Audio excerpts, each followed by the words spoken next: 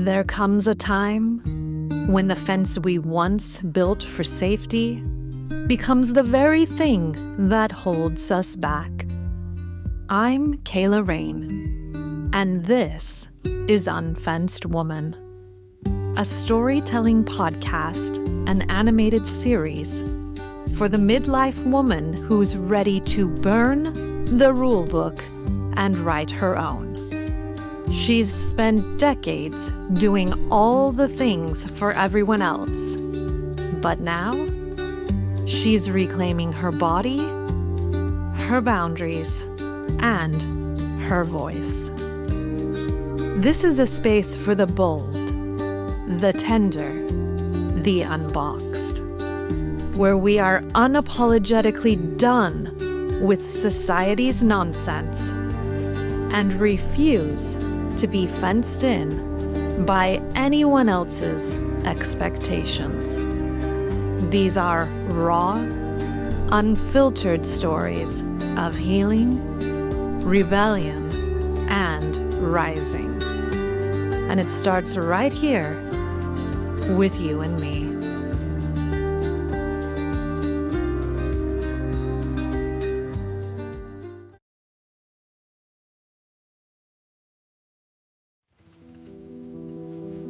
I was sitting in rush hour traffic, an hour and a half from home, trapped in my car, with blood pooling beneath me.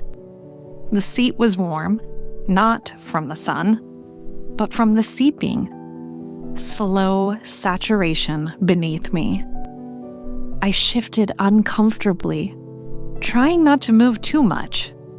My heart was pounding against my ribs, each beat a frantic knock of rising panic. I could feel it happening again. I gripped the steering wheel with white knuckles, trying to breathe through the pain and humiliation. I had soaked through everything. Again. My jeans, my underwear, the jacket I started sitting on just in case. There were clots the size of my fist pushing their way out of me. My body was expelling something violently, and I had no control over it. By the time I got home, it looked like a scene from a horror film. I left a trail of red from the driver's seat to the front door to the bathroom. Splatters on the tile, drops soaking into the wood floors, a smeared palm print on the wall where I steadied myself. I slammed the bathroom door shut and collapsed onto the floor, sobbing uncontrollably. My body hurt. My heart hurt. I had nothing left in me but tears and questions. That was the moment I stopped pretending everything was okay. To understand how I ended up there, broken, bleeding, and numb, we have to rewind the clock. Back to November. That's when I finally decided to get a spot on my leg checked out. It had been there for 7 years. 7 years. I told myself it was nothing, just scar tissue, maybe eczema, maybe an old injury acting up. I had normalized ignoring it. I was too busy, too needed, too responsible to prioritize it. Sound familiar? But in the quiet moments, when I would catch my reflection or feel its sting in the shower, I knew something wasn't right. I finally made an appointment. It turned out to be basal cell carcinoma. Skin cancer. Not just one spot, 2. I had surgery in January to remove them. It left scarring and bruises and a deep, unsettling vulnerability I didn't know how to name. But I checked the box, took a week off work, told myself it was handled, and thought, okay, this is my health scare. My thing for the year. I did the hard thing, now it's done. I didn't know my body had more to say. By March, my body began a different kind of protest. My periods became unpredictable and intense, worse than anything I'd ever known. I had dealt with perimenopause symptoms for years, but this was something else. I started carrying backup clothes, pads, tampons, painkillers. I avoided long meetings. I plotted out where every bathroom was before I left the house, and still the blood would come, without warning and without mercy. The first time it truly caught me off guard, I was on a date with my husband. We had just ordered appetizers. I felt the sudden gush and excused myself. I remember the fear in his eyes when I told him I had to leave, and fast. The second time I was at a lunch farewell with a colleague. I had worn cream pants that day, a choice I'd soon regret. I spent the rest of the meal sitting stiffly, legs crossed, praying the jacket tied around my waist would be enough to conceal the damage. The third time, I was in a work conference, mid-conversation with a colleague. My lower abdomen clenched and released like a thunderclap. I smiled, tied my sweater around my waist, and carried on, dignity buried beneath professionalism. Each time, I felt humiliation simmer beneath my skin. And each time, I did what so many of us are trained to do. I adapted. I downplayed. I smiled. I dismissed. I didn't want to make anyone else uncomfortable, so I carried the discomfort alone. Eventually, I spoke up. I confided in my boss, a woman. I thought, maybe she'll understand. Maybe she'll see me. I told her everything, the pain, the bleeding, the toll. She looked at me, unfazed, and said, "Are you sure this isn't just menopause?" That one question cracked something inside me. I started to question myself, my memory, my perception. Was I making this worse than it was? Then came the suggestions from loved ones. My sister's well-being, but missed the mark. Have you tried birth control? Hormonal shifts are brutal. It's probably stress. They meant well, but their advice felt like a paper cut to an open wound. Thin, sharp, and entirely insufficient. This wasn't just menopause. This was waking up in a pool of blood. This was bleeding through Super Plus tampons in under an hour. This was pain that stole my breath and turned meetings into battlegrounds. And I was managing it alone, silently, desperately. Still, I kept showing up. I work a high-pressure job. I commute 3 hours every day. I'm the person people come to for answers, for support, for solutions.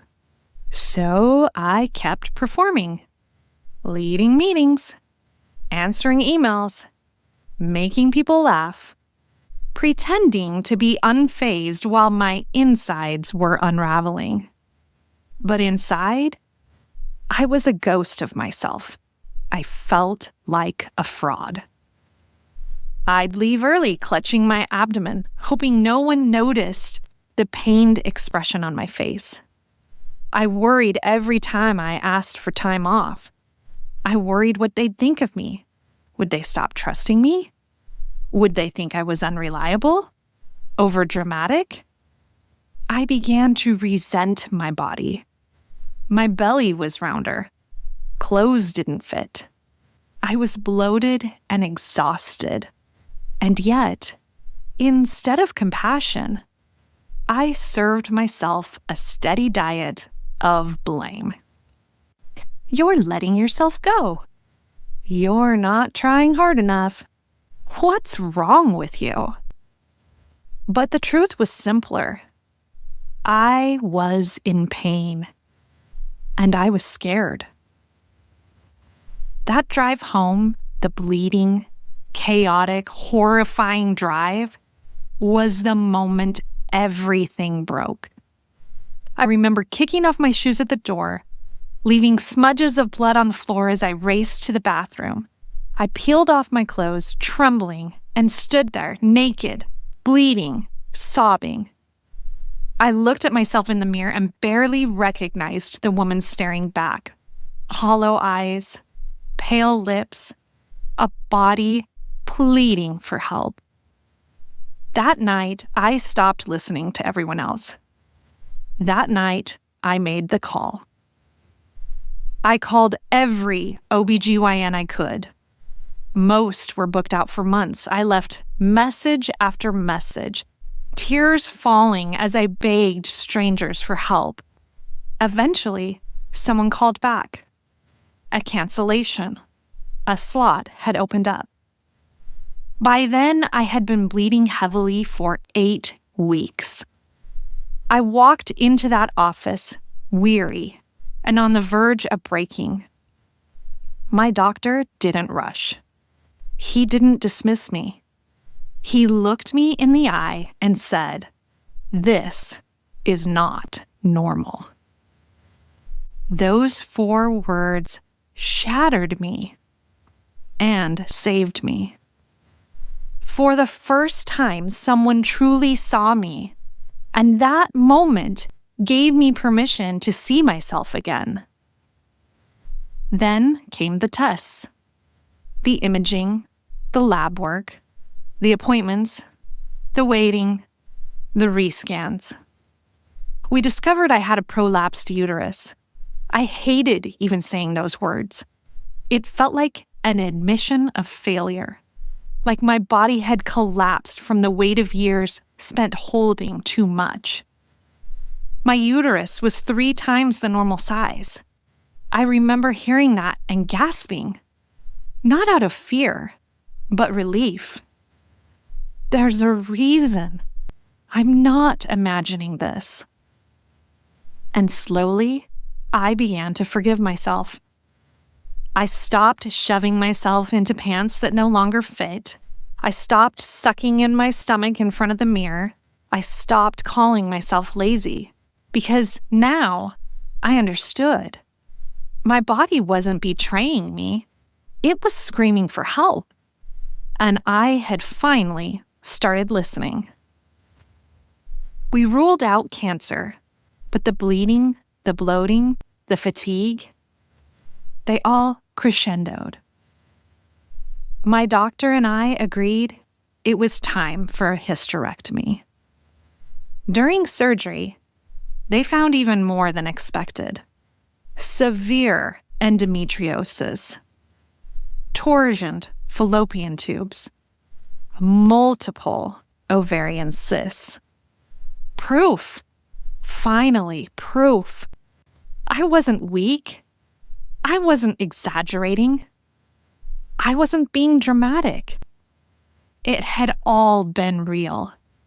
Every ache, every clot, every teardrop. It was all valid. This journey stripped me bare, but in the unraveling, I discovered truths I'd long forgotten.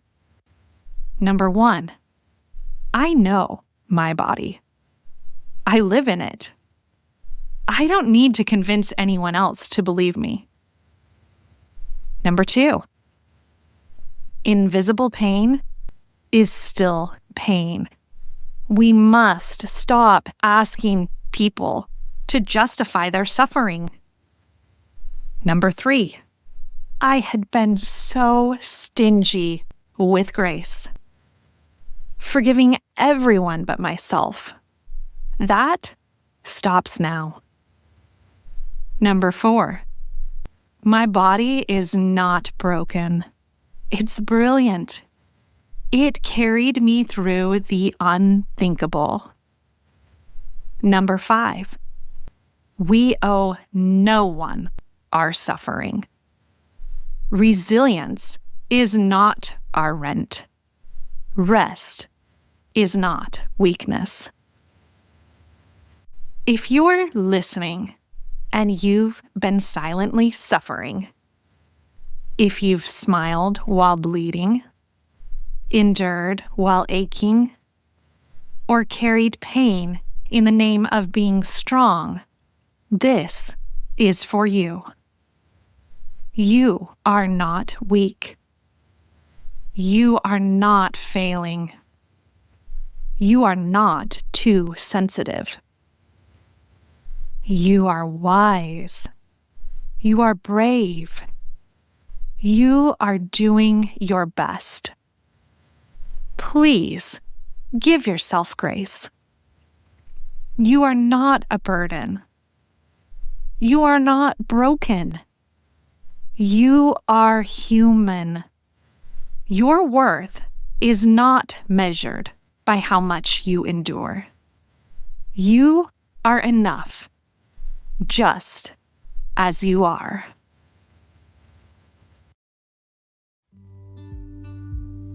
You've been listening to Unfenced Woman, where we tear down walls, break the rules, and make room to be fully ourselves. If this story moved something in you, share it with a woman who needs to hear it.